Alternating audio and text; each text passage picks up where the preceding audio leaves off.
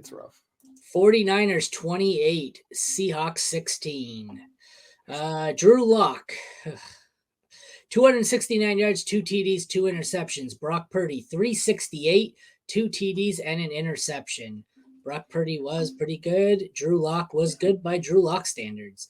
Kenneth Walker and Zach Charbonnet both kind of split the carries. Well, they did. Neither got into the end zone, so that's why the lower stats. 8 for 21 for Walker, 4 for 33 through the air, 9 for 44 for Charbonnet, and 1 catch for 4 yards.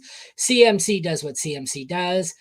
145 yards rushing, and what is this? 1 for 8 receiving. No touchdowns, so that was surprising. Yep. Jordan Mason was decent. I think he got a lot of late garbage time carries, but 4 for 20, 1 touch. Oh, that's what it was, the 1 touchdown, garbage time touchdown.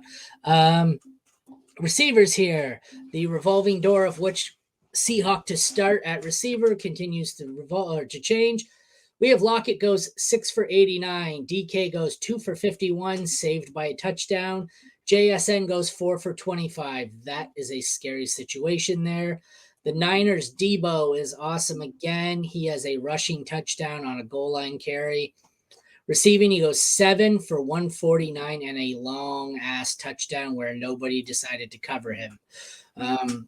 Brandon Ayuk, 6 for 126 and a fumble loss, so he was also awesome.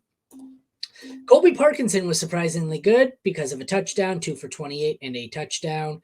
Seahawks love to do that, throw in just one random tight end touchdown to fuck with you. George Kittle, 3 for 76, also saved by a touchdown. Both kickers were duds.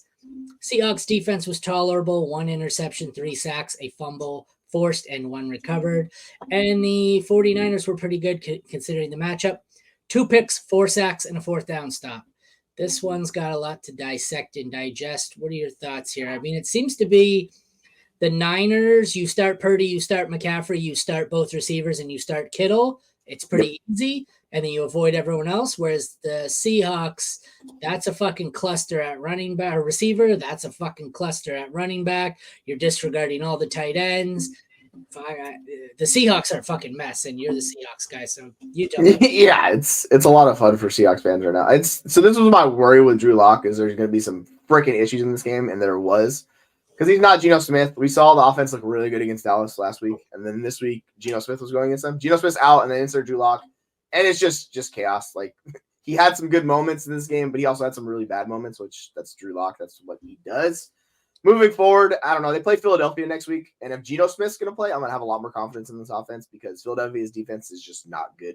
So they can get the points and get there. With Drew Lock, I'm just going to be very worried how this breaks down. Like, you can't have this mid-level split between Walker and Charbonnet and expect much of anything from these guys because no one's getting enough volume or usage to really matter. So that's the hard part. So they need a touchdown. I hope you're right. I hope you're right and Geno plays next week because I started my matchup article for next week. And based on the best matchups, my cover right now is Geno Smith and DK Metcalf. So I hope Geno plays or I got to change my fucking cover. I would start the wide receivers next week for Seattle for sure.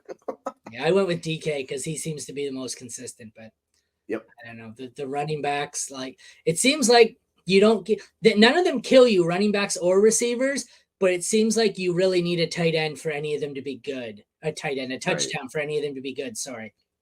Yeah, that's what that's why DK was such a blow up last week because he had 3 touchdowns. But yeah, it's up and down. And the Niners are like the most simple. Just start those 4 guys and actually 5 with Purdy. So you start the 2 running back, the wide receivers, CMC. Actually, that touchdown was like the first drive because he housed it 72 yards, got tackled 5-yard line. In comes Mason, swoops the touchdown. I go, yeah, because he was tired. Yeah. Yeah. I seen. That's shitty. Wasn't even the 5. It looked like it was like the 3. But. Yep. Yeah. It was like, no, don't take him out. But yeah, it is what it is. You know these teams.